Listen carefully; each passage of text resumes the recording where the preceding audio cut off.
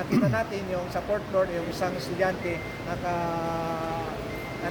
patay na, and then yung isa pumunta tayo sa fifth floor at nakita natin patay din. So upon observation and verification, confirmation from the PNP, the first victim sa fourth floor, tapos yung shooter pumunta sa fifth floor, and doon siya nag-discriminate.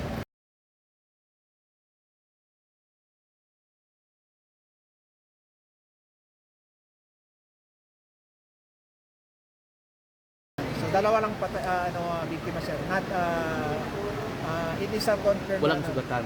May sugatan na siguro dito, pero yung mga nataranta yung mga estudyante, kaya nakita natin sa mga ambulansya may mga estudyante pa rin.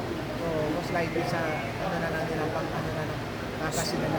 So yung mga ibang estudyante, safety. Safety po, safety. So na-declare din na walang pasok ang eskwelahan, at andito naman yung mga authorities natin, yung PNP, saka yung local government official.